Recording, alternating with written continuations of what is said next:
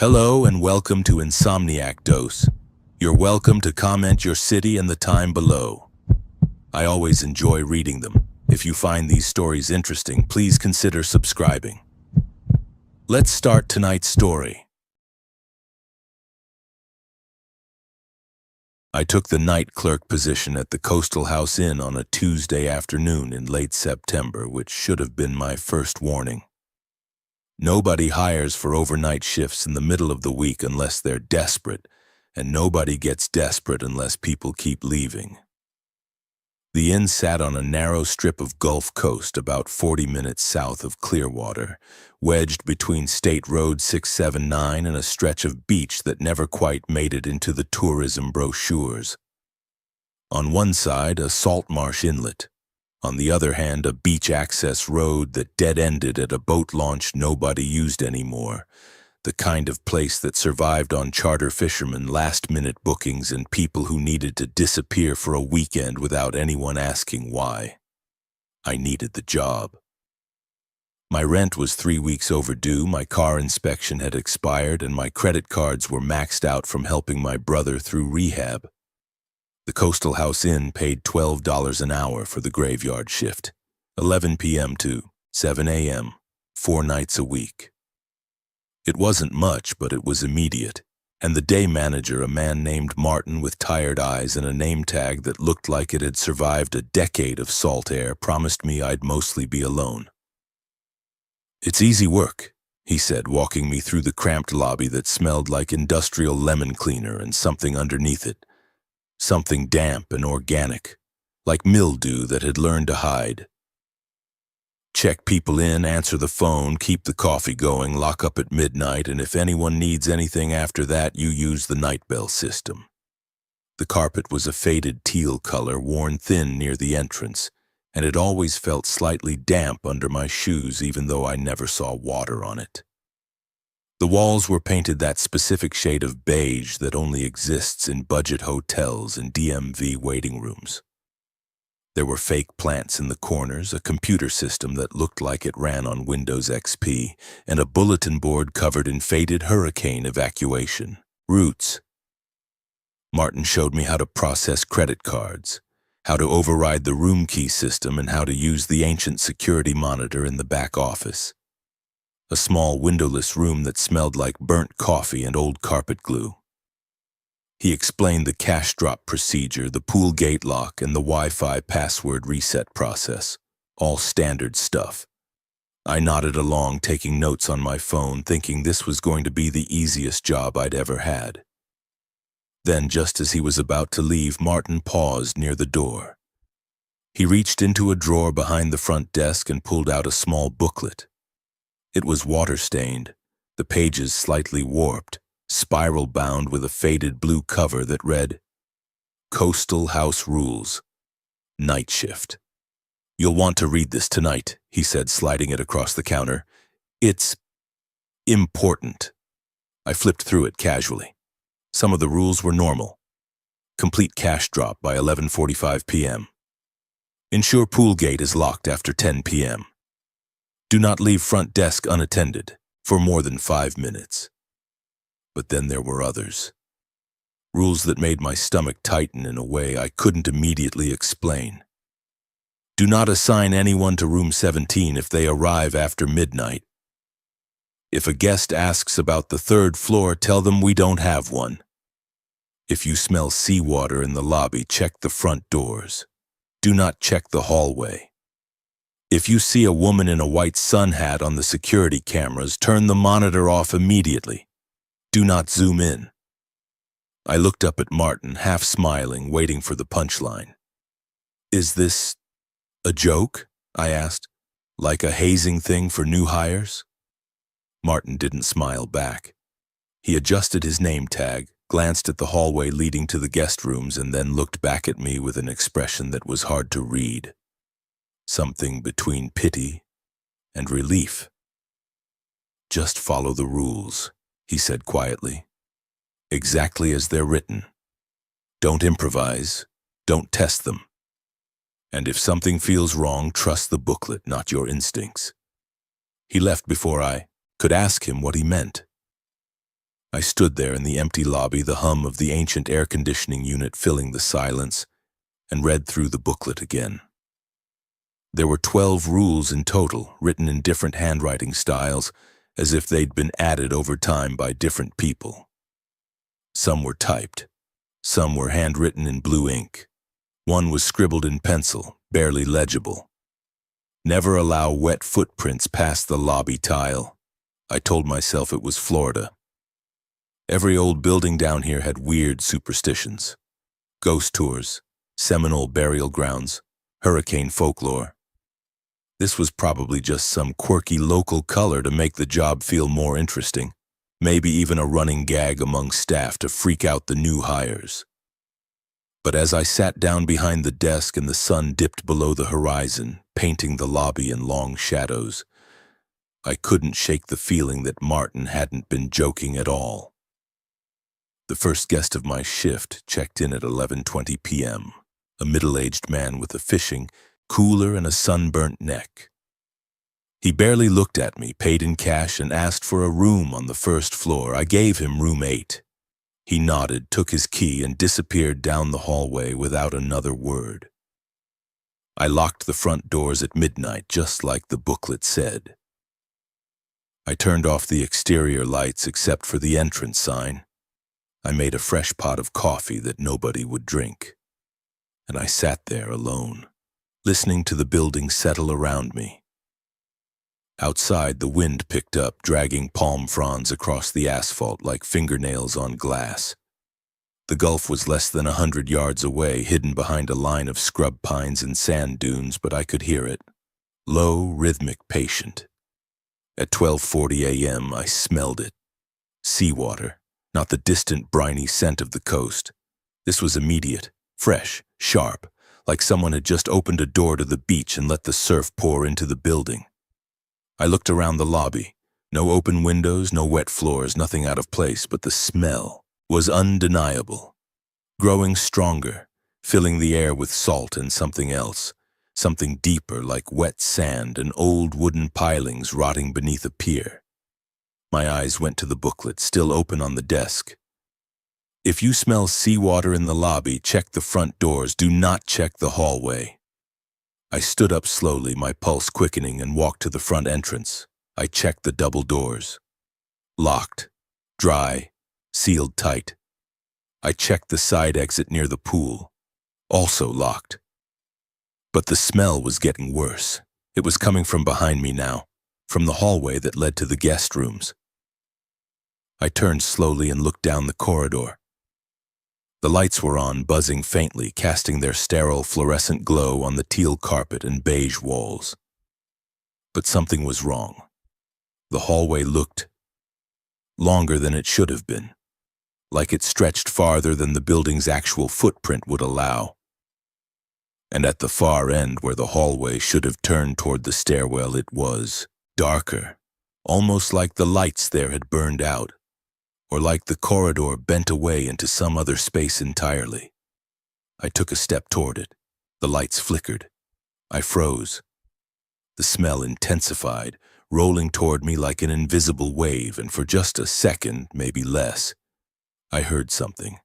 A sound like wet footsteps, slow, deliberate, getting closer. My hand shot out and grabbed the edge of the desk, pulling myself back. I forced my eyes away from the hallway, my heart hammering in my chest, and I sat down hard in the chair. The smell faded almost immediately, like it had never been there at all.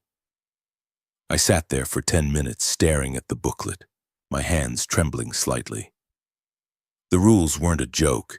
There were instructions for avoiding something's attention, and I had almost given it mine. The rest of that first shift passed in a kind of numb autopilot.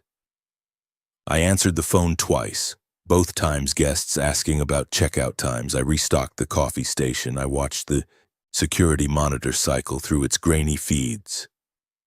Parking lot, pool deck, side entrance, hallway. Everything looked normal, static, empty. But I couldn't stop thinking about the smell. I kept glancing at the hallway, expecting to see something, someone standing there. But it remained empty. The lights steady, the carpet dry. By the time the sun started to rise and the day shift manager arrived, I felt like I'd aged a year. "How was it?" Martin asked, setting his keys on the counter. "Quiet," I lied.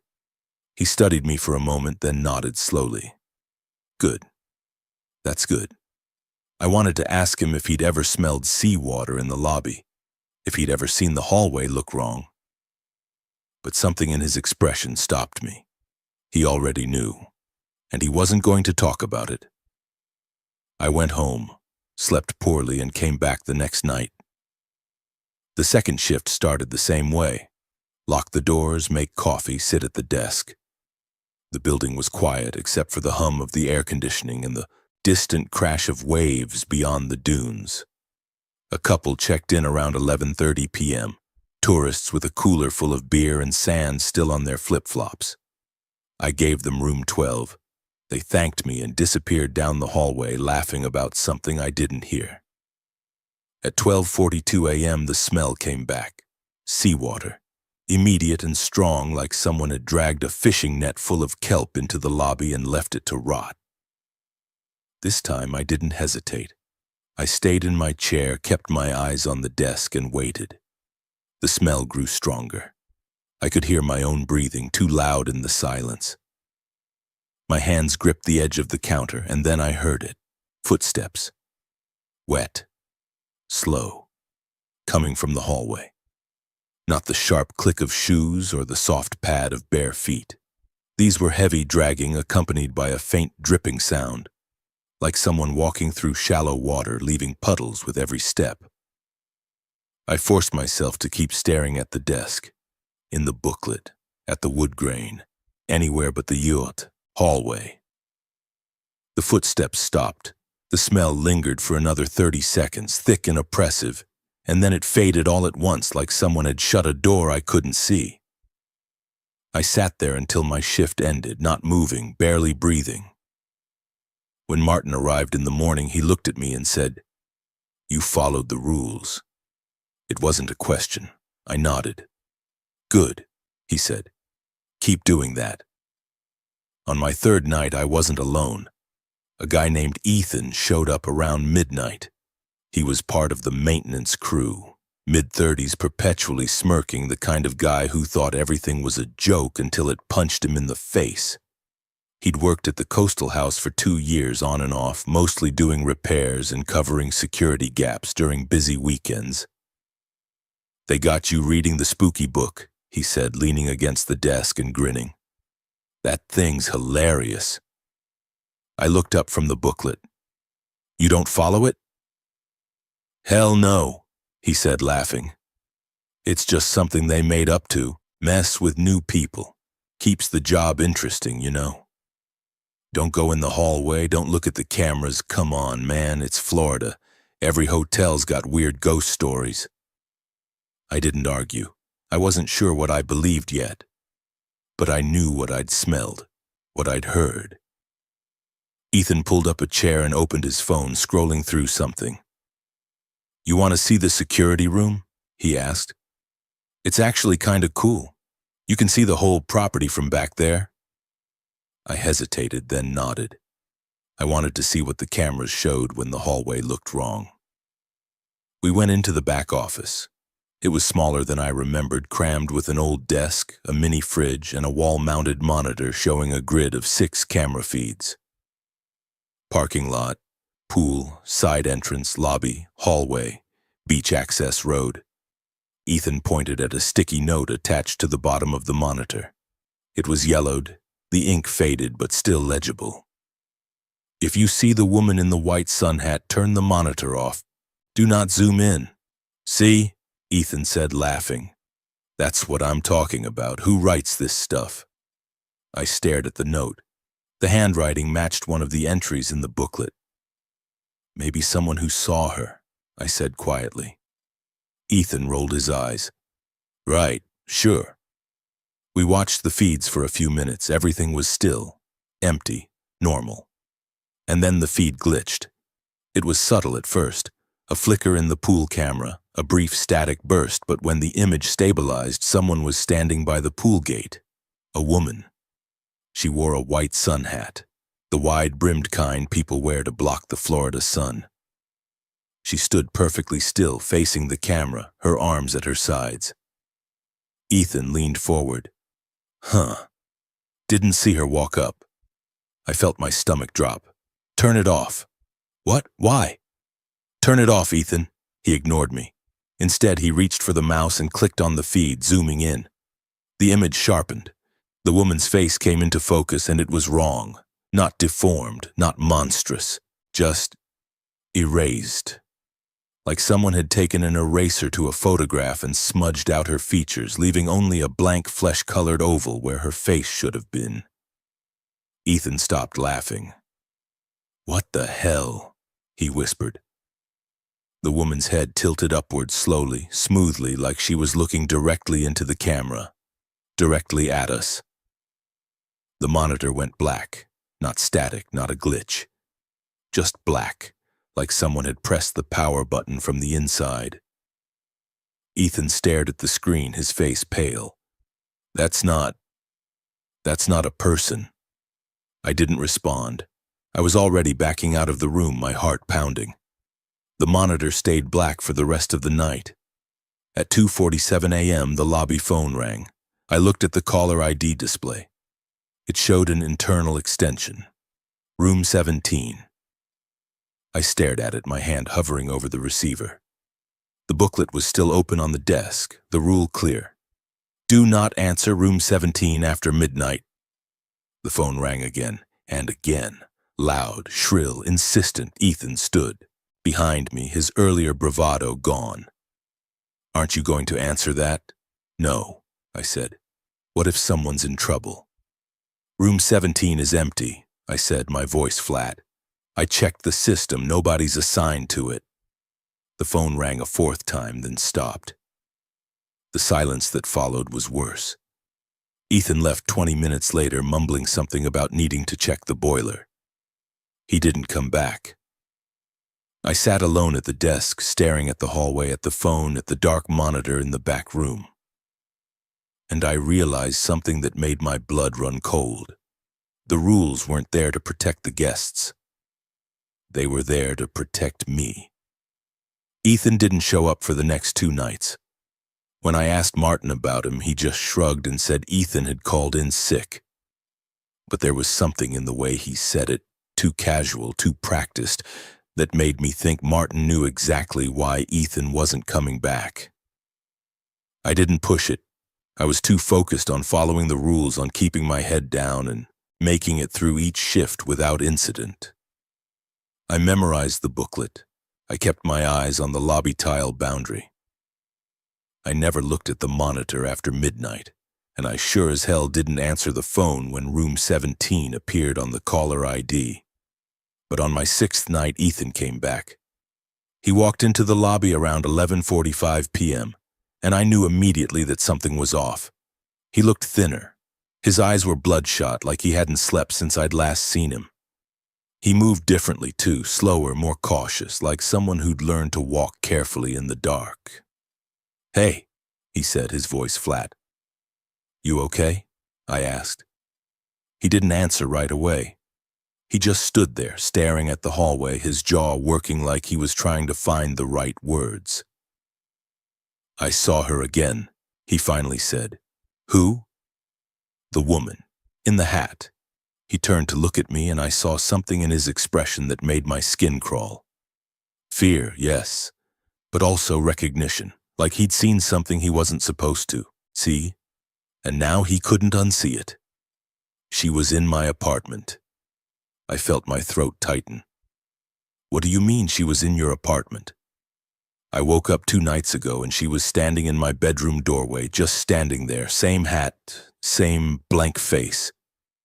His hands were shaking. I turned on the light and she was gone, but I could still smell it. Smell what? Seawater. The word hung in the air between us, heavy and cold. I wanted to tell him to leave, to go home, quit the job and move to another state. But before I could say anything, he walked past me toward the back office. Ethan, wait. I need to see the cameras again, he said, his voice tight. I need to know if she's real. She's real, I said, following him. That's the problem. He didn't listen. He was already in the security room, booting up the monitor. The feeds flickered to life one by one. Parking lot, pool, side entrance, lobby, hallway, beach road. Everything looked normal. Ethan stared at the screen, his jaw clenched. She's not there. Good, I said. Turn it off. No. He leaned closer, his finger hovering over the mouse. I need to see her again. I need to understand what she is. Ethan, don't. He clicked on the pool feed and zoomed in. The image sharpened. The pool deck was empty, the gate locked, the water still in black under the dim security lights. And then she appeared, not walking into frame, not emerging from the shadows. She was just there, standing at the edge of the pool, her back to the camera, wearing the same wide-brimmed white sun hat. Ethan sucked in a breath. There. You see her? I did, and I wanted to look away, but I couldn't. The woman stood perfectly still for 5 seconds. 10. 15. Then slowly she turned around. Her face, or the absence of it, came into view. That same blank flesh-colored void where her features should have been. No eyes, no mouth. Just smooth, empty skin stretched over a skull that didn't seem quite human. Ethan made a sound, like he was choking. The woman tilted her head bird-like as if listening. And then she stepped forward directly toward the camera, closing the distance in a way that didn't match the perspective. One step and she was 5 feet closer. Another step and she was right up against the lens, her faceless head filling the entire screen. The monitor went black again, but this time it didn't stay black. White text appeared on the screen, pixelated and jagged like it was being typed in real time. Room 17. Ethan stumbled backward, knocking into the desk. What the? The lobby phone rang. We both froze. The sound cut through the silence like a scream, shrill and insistent. I walked out of the security room, my legs moving on autopilot, and looked at the caller ID. Room 17. Don't answer it, Ethan whispered from behind me. I didn't. I just stood there, watching the phone ring, my heart pounding so hard I thought it might crack a rib. The phone rang 6 times. Then it stopped. The silence that followed felt wrong, too thick, too heavy, like the building itself was holding its breath. Ethan walked up beside me, his face pale. We should check the room. No, I said immediately. What if someone's actually in there? Nobody's in there, I said, my voice sharper than I intended. The system shows it's empty. It's been empty since I started. That room doesn't get rented out. Then why does it keep calling? I didn't have an answer. Ethan looked at me, then at the hallway, then back at me. I'm going to check. Ethan, don't. But he was already moving, walking toward the hallway with the kind of desperate determination that comes from needing to prove something. To prove that the rules were fake, that the fear was irrational, that there was a logical explanation for everything. I wanted to stop him. I should have stopped him, but I didn't. I stood there, frozen, as he disappeared down the corridor. The hallway lights flickered once as he passed beneath them. Waited. 1 minute, 2. At the 3-minute mark, I heard a door open. Not the heavy click of a modern hotel lock, but the old creaking sound of a wooden door that hadn't been opened in years. And then Ethan screamed. It wasn't a horror movie scream. It wasn't dramatic. It was raw and sharp and full of a kind of terror I'd never heard before. The sound of someone realizing all at once that they'd made a terrible mistake. The scream cut off abruptly like someone had pressed mute. The hallway lights went out. I stood there in the lobby, my entire body locked in place, staring into the darkness where Ethan had just been. For a long time, nothing happened. And then I heard footsteps. Slow, wet, dragging, coming back toward the lobby. I grabbed the booklet and flipped through it with shaking hands, looking for a rule I might have missed, something that would tell me what to do. There was nothing. The footsteps stopped just beyond the edge of the lobby tile where the carpet transitioned to the hallway. I didn't look up. I couldn't. And then a voice spoke, low, calm, familiar. "Hey." It was Ethan's voice, but it wasn't Ethan. "Can you let me back in?" the voice said. I think I locked myself out. I kept my eyes on the desk, my hands gripping the booklet so hard my knuckles turned white. "Please," the voice said closer now. "I just need to get back to the desk. I'm freezing." I heard water dripping onto the tile. Slowly, I reached for the phone and dialed the day manager's emergency number. It rang twice before Martin answered, his voice groggy. "What's wrong?" "Something's in the hallway," I whispered. There was a pause. Then, "Don't look at it. Don't speak to it. Stay behind the desk until sunrise." Ethan went into room 17. "I know," Martin said quietly. "Stay where you are." He hung up.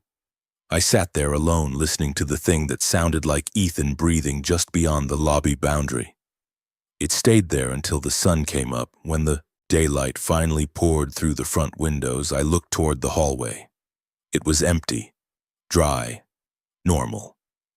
Ethan never came back to work, and room 17 stayed empty.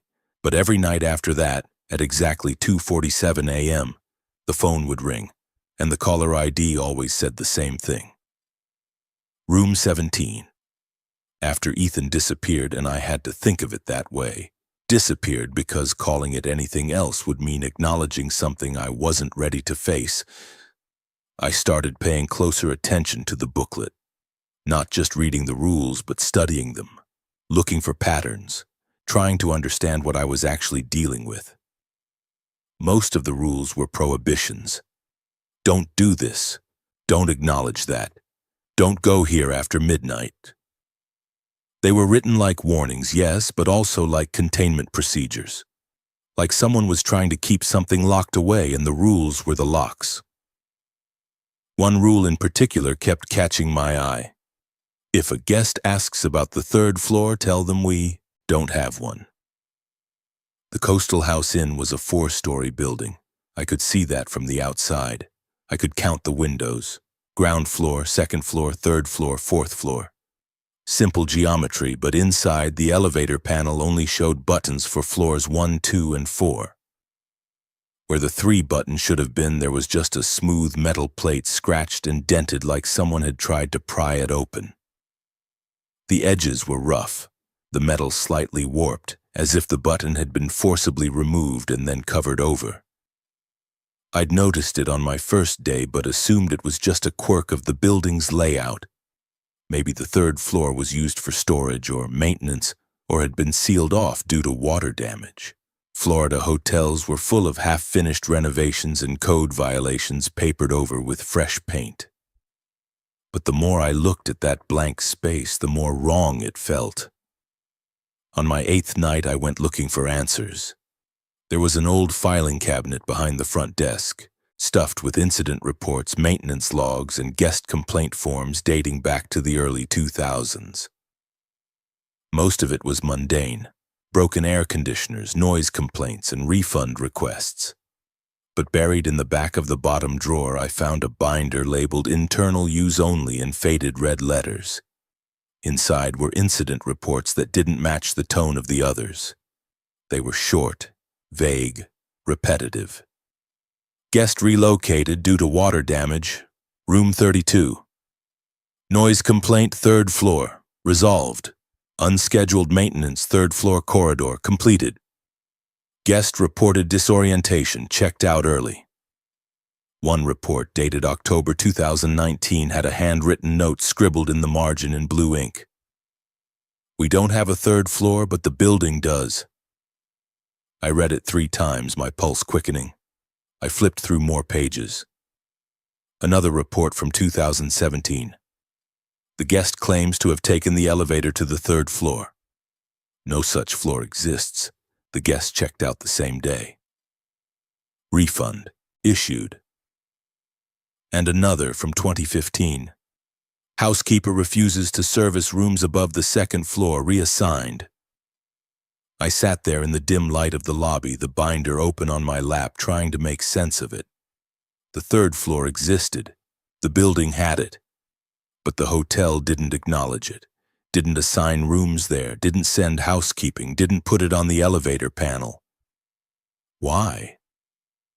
I looked up at the ceiling, at the acoustic tiles and the flickering fluorescent lights, and I listened. The building was quiet. The air conditioning hummed. The distant surf rolled beyond the dunes, and then I heard it. A thud. Dull, heavy, directly above me, like someone had dropped something on the floor upstairs. I held my breath, staring at the ceiling. Another thud, then another. Slow and rhythmic, like footsteps. But I was on the ground floor. The guest rooms above me were on the second floor. I could see the room assignments on my computer. Only 3 rooms were occupied tonight, all on the first floor. The second floor was empty. The footsteps continued, moving from one end of the ceiling to the other, then stopping directly above the front desk. I grabbed the booklet, flipping through it, but there was no rule about sounds from above, no instructions for what to do if you heard footsteps on a floor that wasn't supposed to exist. The thudding stopped. For 10 seconds there was silence. And then I heard something else.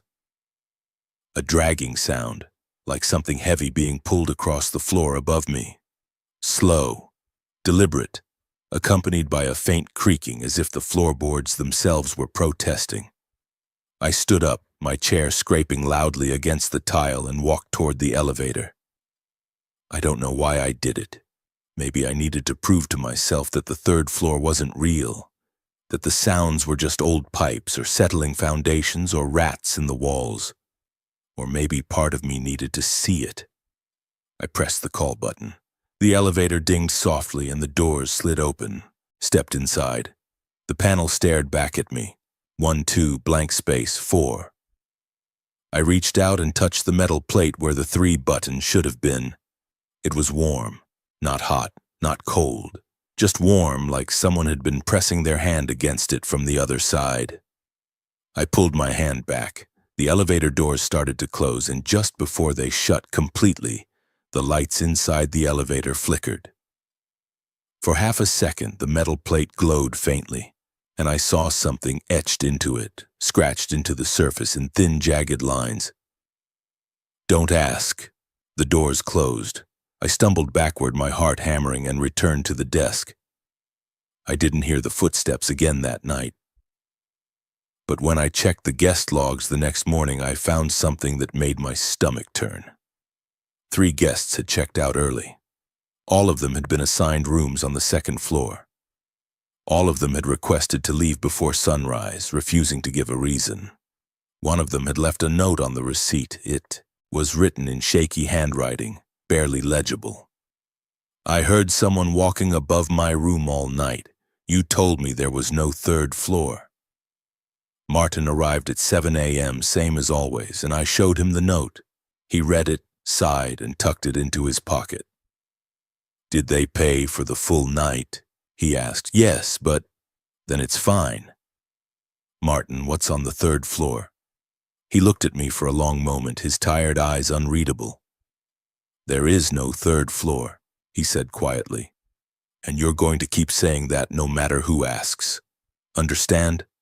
I wanted to argue, to demand answers. But the look on his face stopped me. He wasn't being dismissive. He wasn't brushing me off. He was terrified. Understand? He repeated. I nodded. He left without another word. That night I heard the footsteps again, and this time they were closer. On my 10th night she arrived. I didn't hear her come in. I didn't see her approach. One moment I was alone at the desk, filling out a maintenance request, form for a broken ice machine. And the next moment she was standing in front of me, silent as a held breath. She was older, mid-60s maybe, with steel gray hair pulled back in a loose bun and the kind of face that looked like it had spent decades staring into fluorescent lights and making peace with things that couldn't be explained. She wore a faded Coastal House Inn polo shirt and carried a ring of keys that jangled softly when she moved. "You're the new night clerk," she said. It wasn't a question. "Yeah," I said, trying not to sound startled. I know who you are." She glanced at the hallway, then back at me. Her eyes were sharp, clear, and deeply tired. "I'm Caroline. I've been cleaning this place since 2003. I'd never seen her before, but then again I only worked nights. The housekeeping staff came and went during the day, invisible to me. "Nice to meet you," I said awkwardly. She didn't respond. Instead, she walked around the desk and stood beside me, her gaze fixed on the booklet lying open near the keyboard. "You've been following the rules," she said. Again, not a question. "Yeah." "Good." She pulled up a chair and sat down, her movements slow and deliberate, like someone who'd learned not to make unnecessary noise. "That's why you're still here." I swallowed. "What happened to the last night clerk?" "Same thing that happens to all of them." She looked at me, her expression flat. "They stop following the rules." The weight of that sentence settled over me like a wet blanket. "What is this place?" I asked quietly. "What's really going on here?" Caroline was silent for a long moment. She reached into her pocket and pulled out a small laminated card, the kind you'd use for a checklist or a quick reference guide. She slid it across the desk toward me. It was a list of names. 12 names, written in neat handwriting, each one followed by a year. "These are the night clerks who worked here before you," she said, "going back to 2008. Scanned the list, some names I didn't recognize, but one of them I did. Ethan Morrison, 2023. My throat tightened. What happened to them? Most of them quit after a week. A few lasted a month. She tapped the list. 2 of them didn't leave. They just stopped showing up. We found their cars in the parking lot, keys still in the ignition, doors open, but they were gone. And nobody called the police?" Caroline laughed, but there was no humor in it. "Oh, we called. They came, they looked around, they filed reports, and then they left, same as everyone else." She leaned back in her chair. "Nobody wants to investigate a hotel that smells like seawater and has footsteps on a floor that doesn't exist." I stared at the list, my hands trembling slightly. "Why do you stay?" I asked. "Because someone has to." She looked toward the hallway, her jaw tight. "This place was built wrong. That's the simplest way to put it. The land underneath us used to be open water, a marsh inlet, a tidal basin. After Hurricane Elena in 1985, the whole area got reshaped. They reclaimed the land, filled it in with dredged sand and limestone, and built the hotel on top of it. So what? Lots of coastal buildings are built on reclaimed land. Not like this." Caroline's voice dropped. "They didn't just fill in the marsh, they built on top of old foundations. Structures that were already here. Pilings from an old fishing camp. Remains of a boathouse. Maybe other things." She paused. "Things that were left when the water took them." I felt a chill crawl up my spine. "You're saying the hotel is haunted?" "No," she shook her head. "Haunted would be easier. Ghosts are memories, echoes. They don't think. They don't plan." She looked at me, her eyes hard. "What's here isn't a ghost. It's a pattern, a tide. It moves through the building like water moves through sand. Slow, patient, always looking for a way in." "A way into what?" "To you." She tapped the booklet. "The rules exist because people kept offering it what it wanted. Attention, permission, acknowledgement. Every time someone looked where they shouldn't, answered when they shouldn't, crossed a boundary they shouldn't, they were opening a door. And once the door is open, it doesn't close." I thought about Ethan, about the wet footsteps, about the phone calls from room 17. "How do you stop it?" "You don't." Caroline stood up, adjusting her keys. You follow the rules, you don't feed it, you don't give it an invitation. And if it tries to trick you, if it wears a familiar face, uses a familiar voice, asks you for help, you refuse.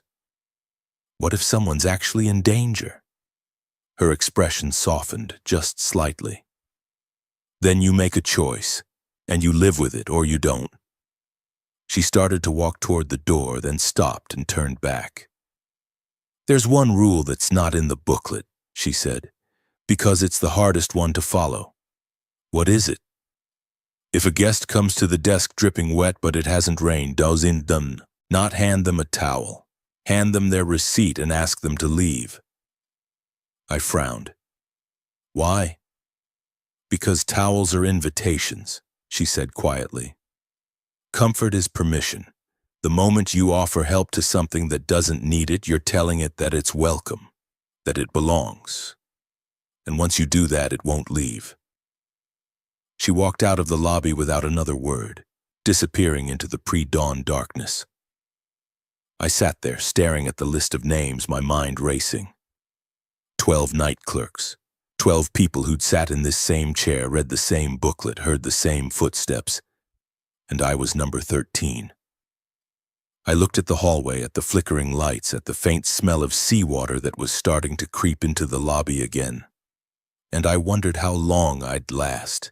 It happened on my 14th night. I'd started to fall into a rhythm by then, a grim, superstitious routine that felt more like a ritual than a job. Lock the doors at midnight, make coffee nobody would drink, keep the booklet open on the desk like a talisman.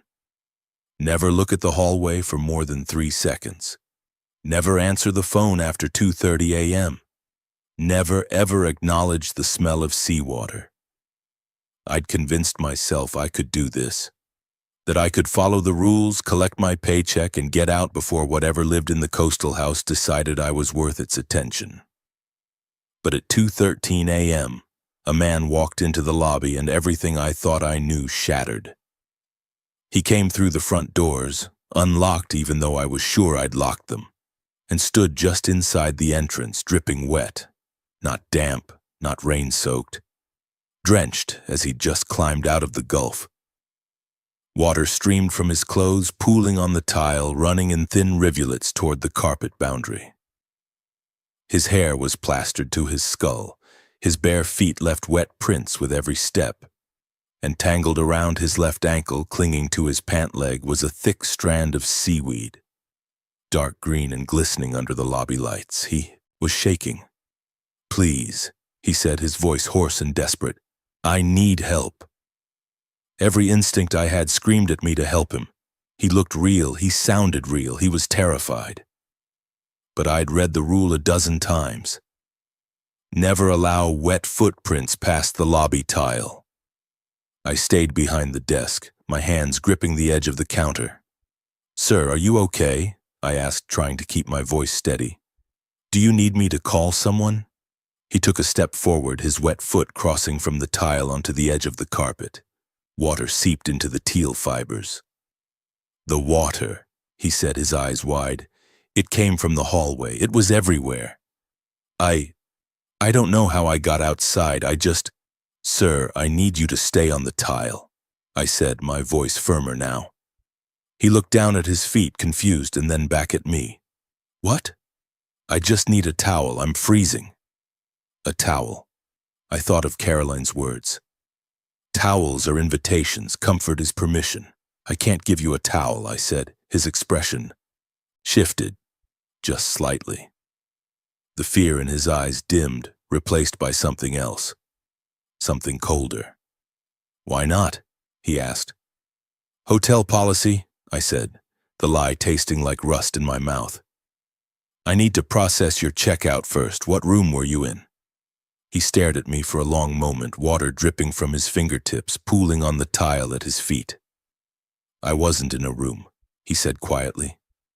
My blood turned to ice. "Then I can't help you," I said.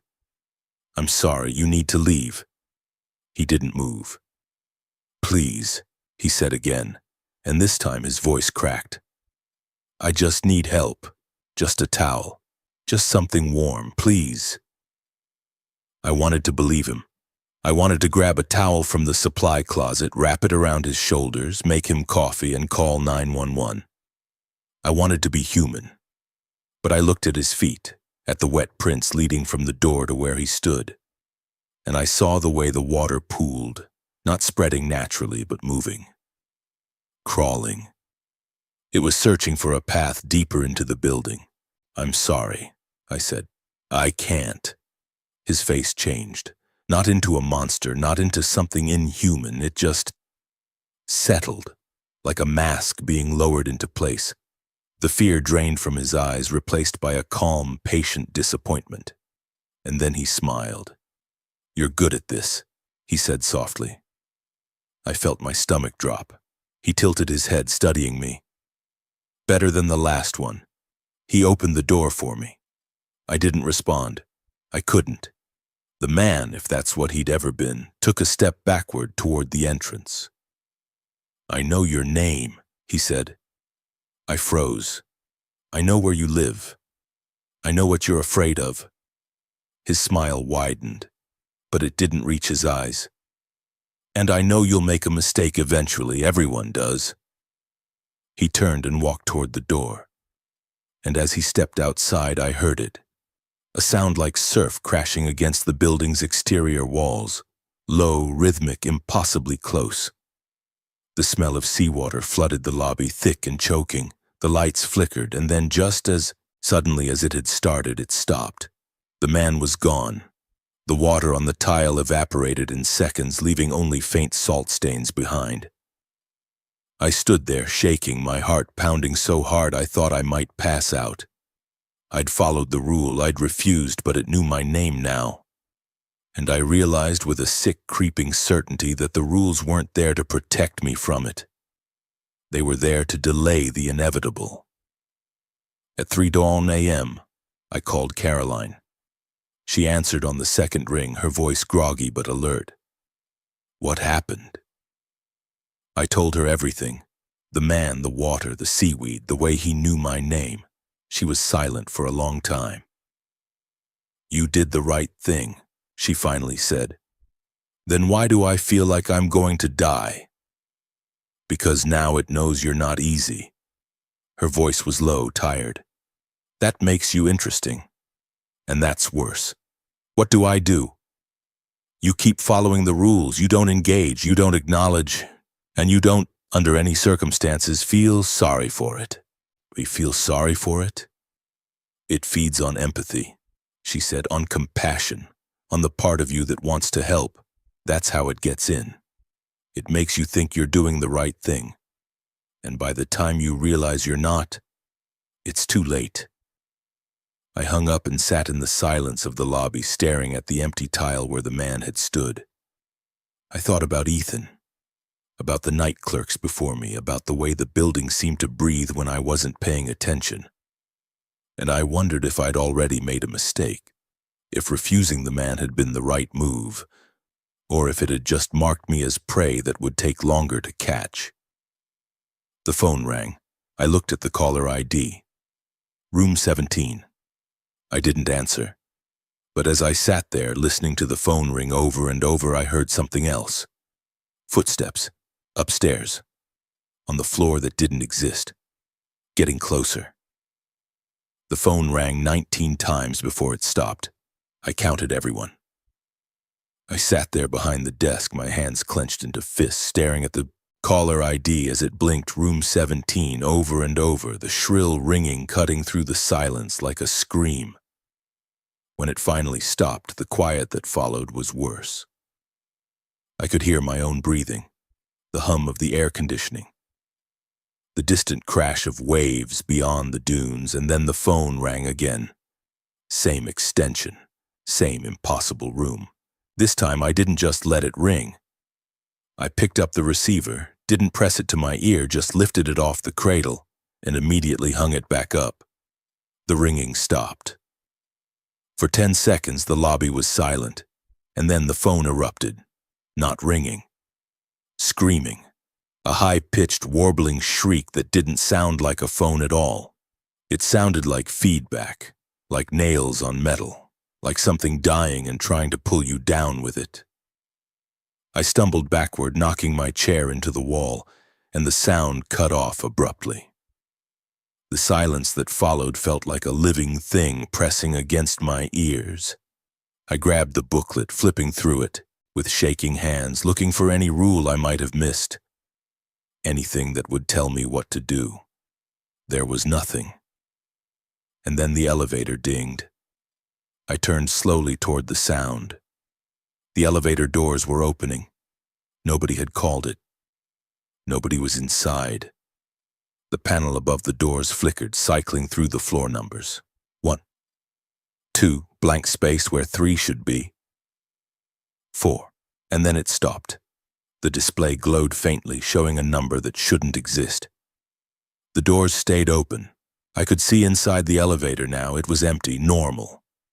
The same dull beige walls, the same scratched metal panel. But something was wrong with the air inside it. It looked thicker, like I was staring at the elevator through a pane of smudged glass. And then I smelled it. Seawater, fresh and sharp, pouring out of the elevator like an invisible tide. The lights in the lobby flickered, once, twice. And then the hallway lights went out completely. I grabbed the edge of the desk, my pulse hammering, and forced myself to stay behind the counter, to not move, to not look. But I heard it anyway. Wet footprints, slow, deliberate, coming from the hallway, not walking toward the lobby, walking around it like something was pacing the perimeter, testing the boundaries, drip, step, drip, step.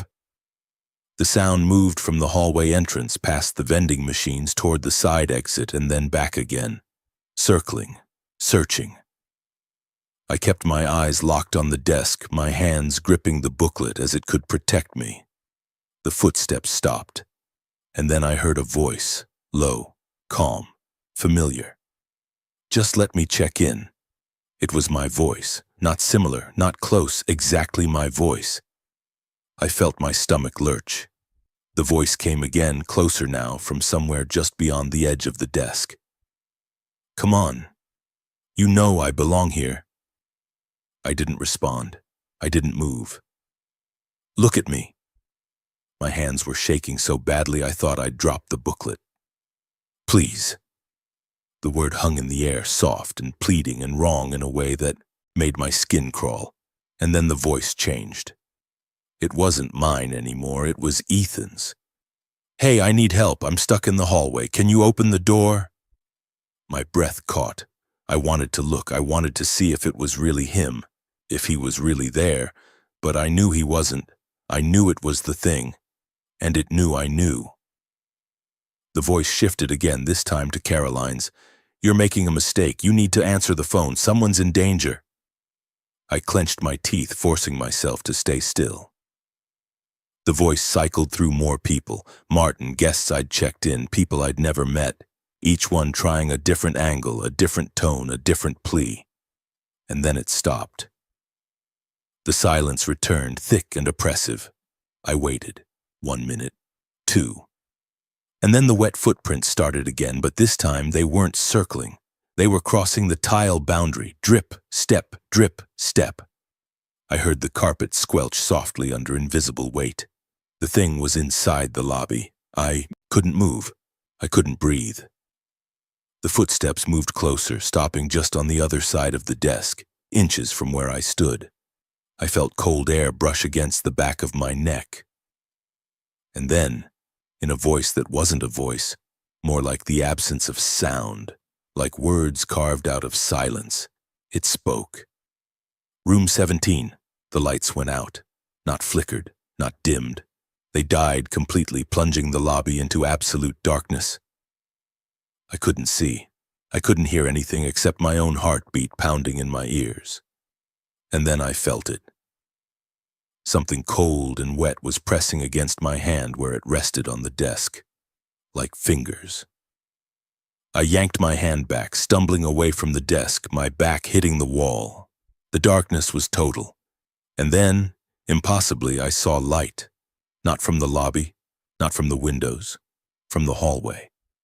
a faint green-tinged glow like bioluminescence, spilling out from the corridor leading to the guest rooms. I could see shapes moving in the light, silhouettes, figures. They stood in the hallway, perfectly still, facing the lobby. One of them stepped forward. It was the man from earlier, the one dripping with seawater.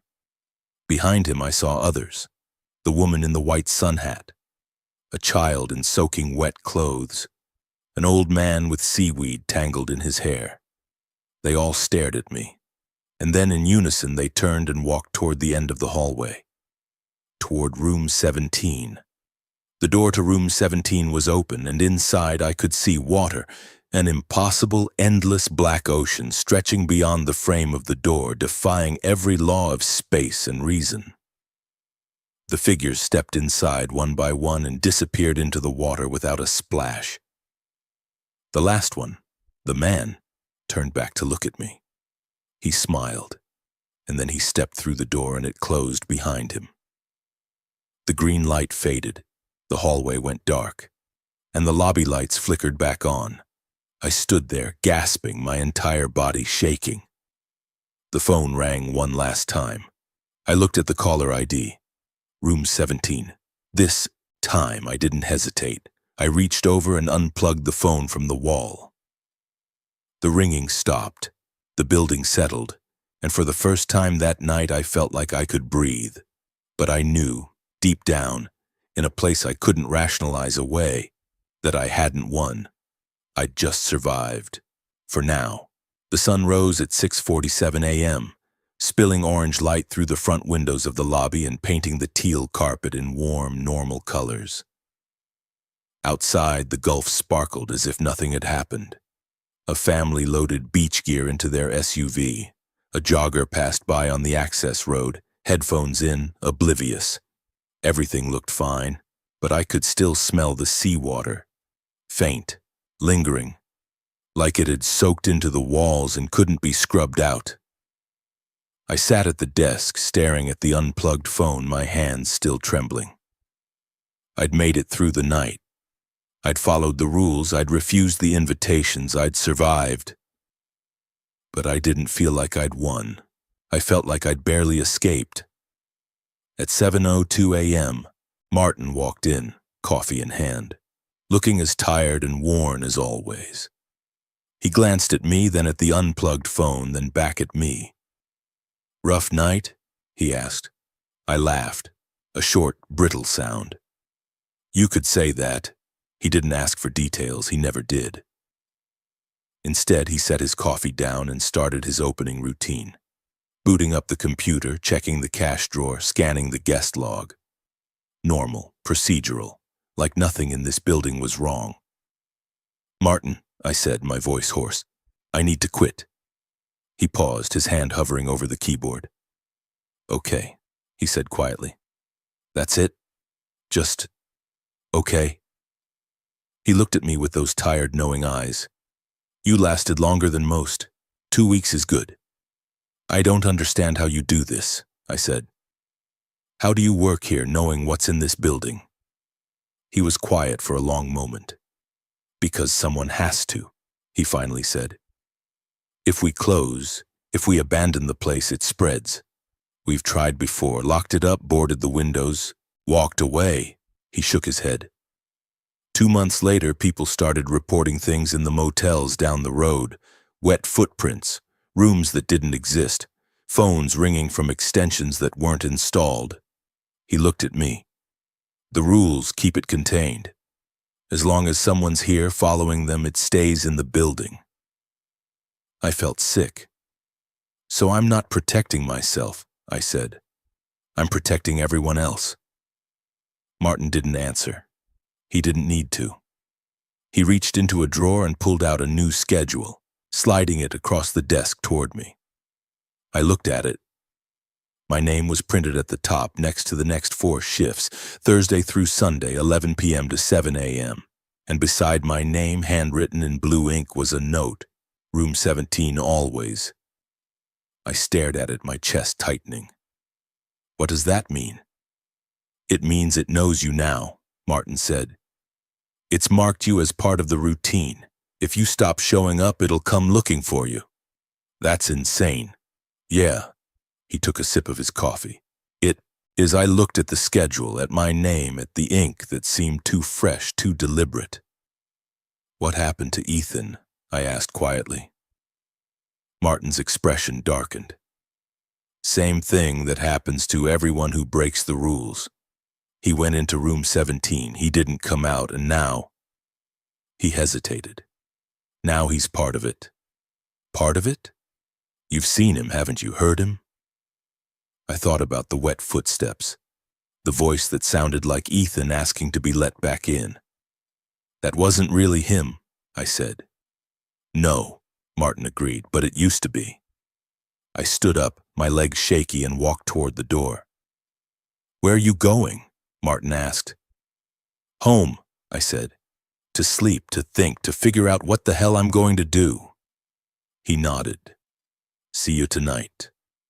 I stopped in the doorway and turned back. What if I don't come back? Martin looked at me, his expression unreadable. Then we'll add your name to the list, he said quietly, and we'll find someone else. I walked out into the morning light, got into my car, and drove home in silence. But when I got to my apartment, I couldn't sleep. I sat on my couch, staring at the wall, trying to process everything that had happened. And then at 12:40 p.m., hours before my next shift in the full light of day, I smelled it, seawater. I stood up, heart racing, and looked around my apartment. Everything was normal, the windows were closed, the air conditioning was running, but the smell was there, unmistakable. I walked into my bedroom and stopped. There, on the floor beside my bed, was a single wet footprint, fresh, dark. The water is still pooling at the edges. I backed out of the room, my breath coming in short, shallow gasps. I grabbed my phone and called Carolyn. She answered immediately. It followed me home, I said, my voice shaking. I know, she said. What do I do? You go back, she said. You work your shift, you follow the rules, and you hope it gets bored. And if it doesn't? She was quiet for a long moment. Then you become part of the building, she said. Like the others? She hung up. I stood there in my apartment, staring at the wet footprint, and I realized the truth. The rules weren't just instructions, they were chains. And I was already caught. That night I went back to the Coastal House Inn. I sat behind the desk, opened the booklet, and waited. At 12:40 a.m., the smell of seawater returned. And I didn't run. I couldn't. Because now I understood the hotel didn't let you leave. It just made you think you had a choice. 3 months passed. I stopped counting the nights. They all blurred together. An endless loop of locked doors, ringing phones, wet footprints that evaporated by dawn. I followed the rules. I didn't look when I heard footsteps. I didn't answer when room 17 called. I didn't acknowledge the figures I sometimes saw on the security monitors, standing motionless in hallways that stretched too far. I became efficient, mechanical. I stopped going home between shifts. There was no point. The smell of seawater followed me everywhere, my apartment, my car, the grocery store. It was always there, faint but undeniable, a reminder that I wasn't off the clock.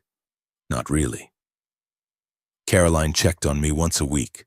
She never asked how I was doing. She just looked at me, nodded, and left a fresh copy of the booklet on the desk in case mine got too worn. Martin stopped talking to me about anything other than schedules and supply orders. He'd see me in the morning, exhausted and hollow-eyed, and he'd just slide the next week's shifts across the counter without a word. I started adding my own rules to the booklet, small things at first. If the hallway lights flicker 3 times, turn off the monitor. If you hear knocking from the supply closet, do not open it until sunrise. If a guest asks for extra towels after 1 a.m., give them washcloths instead. I didn't know if they helped, but writing them down made me feel like I had some control, like I was learning the patterns, adapting, surviving. But I wasn't living, I'd stopped calling my brother, stopped answering texts from friends. I told myself it was to protect them, that the thing in the building might follow me to them, but the truth was simpler. I didn't know how to explain what I'd become. On a Tuesday in late December, a new hire arrived. Her name was Jessica, mid-20s, bright-eyed, nervous. She needed the job. Rent was overdue, car payments were piling up. The same story I'd told myself months ago. Martin walked her through the training while I sat at the desk, pretending to organize receipts. I watched him hand her the booklet. I watched her flip through it, her expression shifting from confusion to nervous laughter. "Is this for real?" she asked, smiling. Martin didn't smile back. "Just follow the rules, exactly as they're written." She looked at me like she expected me to laugh, to tell her it was a joke. I didn't say anything. I just stared at her, and I saw the moment her smile faltered. She saw something in my eyes, something that made her uneasy, because she could tell I wasn't joking. That night, Jessica worked her first shift alongside me. Martin wanted me to train her, to show her the ropes, to ease her into the routine, but I didn't talk much. I just pointed at the booklet and said, "Read it, memorize it, don't test it." She nodded, trying to stay upbeat, but I could see the cracks forming already. The way she glanced at the hallway was a little too often. The way she flinched when the air conditioning kicked on. At 12:40 a.m., the smell of seawater filled the lobby. Jessica looked up, confused. "Do you smell that?" "Check the doors," I said flatly. "Not the hallway." She hesitated, then did as I said. When she came back, she looked pale. "The doors are locked. Where's it coming from?" "Doesn't matter," I said. "Ignore it." She sat down slowly, her hands shaking. This is real, isn't it?" I didn't answer. The phone rang at 2:47 a.m. room 17. Jessica looked at the caller ID, then at me. "Should I?" "No," I said. The phone rang 15 times before it stopped. Jessica didn't ask any more questions that night. When her shift ended and the sun came up, she walked out of the lobby without saying goodbye. I knew she wouldn't come back. But 2 days later, she did. She walked into the lobby at 11 p.m., her face drawn and tired, and I knew immediately that something had changed. "I smelled it," she said quietly, standing in front of the desk. "In my apartment last night at 12:40. I nodded. "It followed me home." "Yeah," I said. "It does that." Her hands were shaking. "What do I do?" I slid the booklet across the desk toward her. "You come back," I said. "You follow the rules. And you hope it gets bored." She stared at the booklet, her eyes filling with tears. "I can't do this," she whispered. "You don't have a choice," I said. She looked at me, and I saw the same hollow recognition in her eyes that I'd seen in Martin's, in Caroline's. She sat down beside me, opened the booklet, and started reading, and I realized with a cold, creeping certainty that I'd become what Martin had been to me, a guide, a warning, a ghost in training. We worked in silence that night, and when dawn came, I pulled out the booklet and added one more rule in fresh ink. If you think you're off the clock, you're already in the hallway. Jessica read it over my shoulder and said nothing, because she already knew it was true. A week later, I was sitting at the desk during my shift when I heard it. A soft, polite knock. 3 slow, deliberate knocks, coming from inside the walls. I didn't look up. I didn't acknowledge it. I just kept my eyes on the booklet, my hands steady, and I waited for sunrise. Because that's what you do at the Coastal House Inn. You follow the rules. You ignore the invitations. And you hope, desperately, uselessly, that one day the thing in the walls will finally let you go. But deep down, I knew the truth. It never would. Because I wasn't just working at the Coastal House anymore. I was part of it. And the rules would keep getting longer, one name at a time.